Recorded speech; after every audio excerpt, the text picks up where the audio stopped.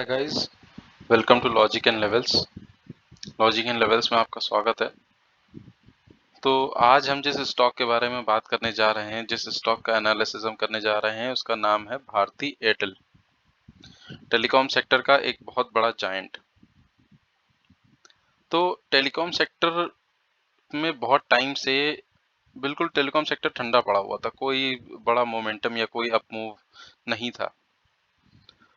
और ये अपमूव इसमें स्टार्ट हुआ है जब से वोडाफोन आइडिया का एक प्रॉपर डाउनफॉल आना शुरू हुआ।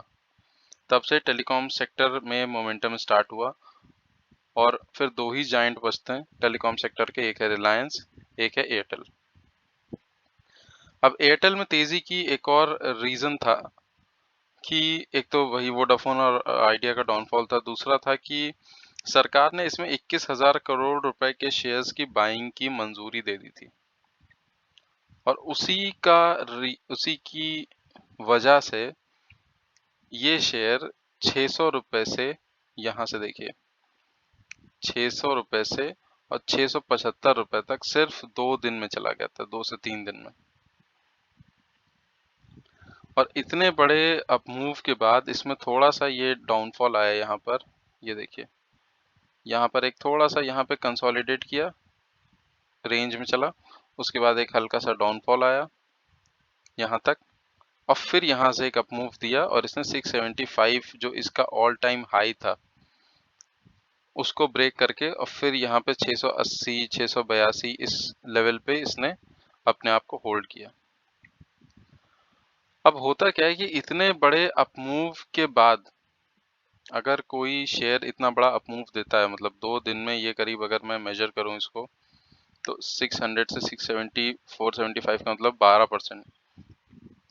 12% का मूव इसमें 2 से 3 दिन में आ गया था। तो इसके बाद ये यहाँ पे देखेंगे अगर आप, ये 5 मिनट का चार्ट है, तो ये इतने बड़े मूव के बाद एक रेंज में चला गया था। रेंज में जाने का मतलब है ये कंसोलिडेट करता जा रहा था। अब स्टॉक मार्केट में ये माना जाता है कि जब कोई शेयर इतना बड़ा अपमूव देता है और उसके बाद कंसोलिडेशन दिखाता है तो चांसेस इस चीज के ज्यादा होते हैं कि वो बायर्स को एक्यूमुलेट कर रहा है, ताकि वो बायर्स एक्यूमुलेट हों और उस प्राइस को, उस शेयर के प्राइस को और ज्यादा दुगने तिगने दाम पर ले जाएं। अब कितना ऊपर जाता है ये तो भविष्य ही बताएगा, लेकिन माना यही जाता है कि ये जो कंसोलिडेशन हुआ है ये इसी वजह से हुआ है कि इसमें बड़े बड़े बायर्स आ जाएं।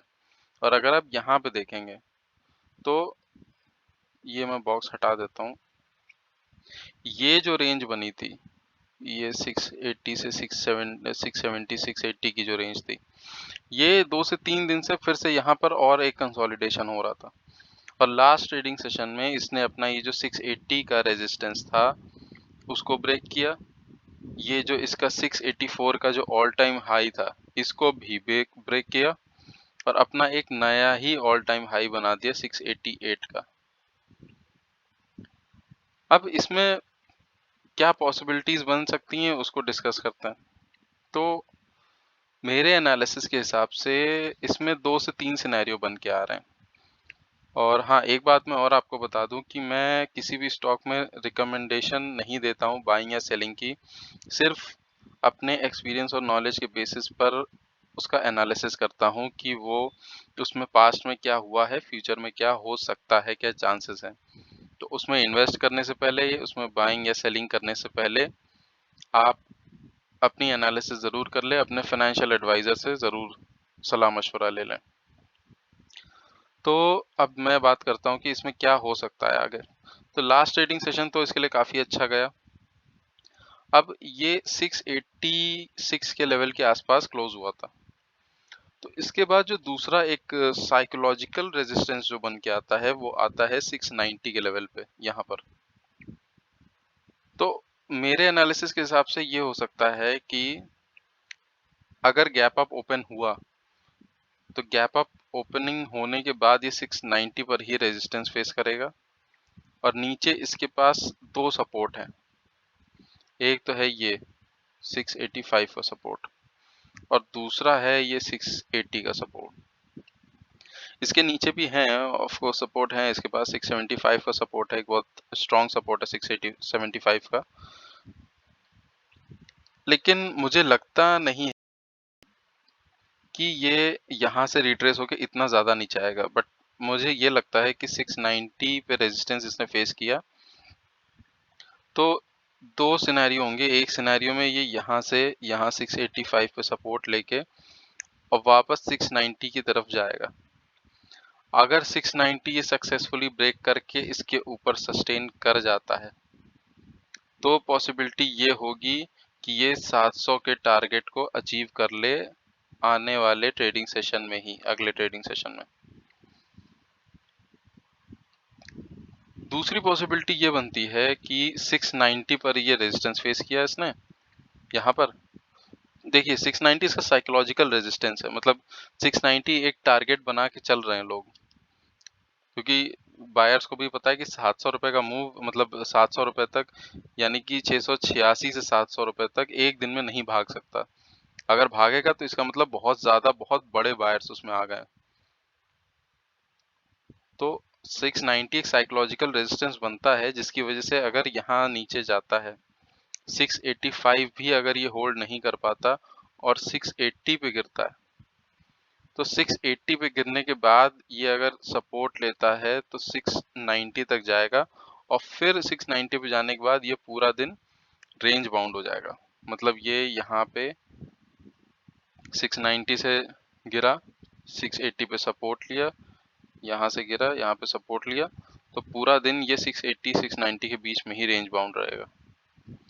ये दो तीन सिनेरियोज इसमें बन के आते हैं। अब इसमें आप शॉर्ट टर्म के लिए अगर आपको टारगेट सेट करने हैं तो 700 रुपए या 700 के ऊपर तो ओपन टारगेट्स होंगे। साइकोलॉजिकल रेजिस्टेंस जो बनते हैं 720, 750, ये टारगेट्स आप सेट कर सकते हैं। अदरवाइज लॉन्ग टर्म के लिए बाय करना है तो लॉन्ग टर्म के लिए बहुत अच्छा शेयर है, क्योंकि टेलीकॉम सेक्टर में सिर्फ रिलायंस और एयरटेल ही बचे हैं, जिसमें रिलायंस के साथ प्रॉब्लम क्या है कि रिलायंस हर जगह, जो मैंने पुराने वीडियो में भी अपने बात की थी कि रिलायंस हर जगह हाथ मारने की कोशिश करता है हर बिजनेस में। एयरटेल एटलीस्ट अपने टेलीकॉम बिजनेस में फोकस कर रहा है, ब्रॉडबैंड एंड मोबाइल सर्विसेज, तो इसलिए इसको लॉन्ग टर्म के लिए बाय किया जा सकता है। शॉर्ट टर्म के टारगेट्स इसके अगर चाहें तो 700 750 तक सेट कर सकते हैं आप। एंड अगेन, इसमें इन्वेस्ट करने से पहले अपने फाइनेंशियल एडवाइजर से सलाह ज़रूर लीजिएगा। मैं किसी भी तरीके का रिकमेंडेशन नहीं दे रहा हूँ, मैं खाली अपनी एनालिसिस बता रहा हूँ कि मेरी नॉलेज, मेरा एक्सपीरियंस क्या कहता है। तो ये दोनों सिनेरियोज इसमें बन के आते हैं। और कभी भी ट्रेड कीजिए तो प्राइस एक्शन के अकॉर्डिंग ट्रेड कीजिए। अब अगर प्राइस एक्शन आपको नहीं पता है तो कमेंट सेक्शन में मुझे बताइए, मैं आपको प्राइस एक्शन के ऊपर भी एक डिटेल्ड वीडियो बना के दूंगा। क्योंकि स्टॉक मार्केट में जो एक कहावत होती है कि भाव भगवान छे, इसका मतलब है कि प्राइस इज गॉड।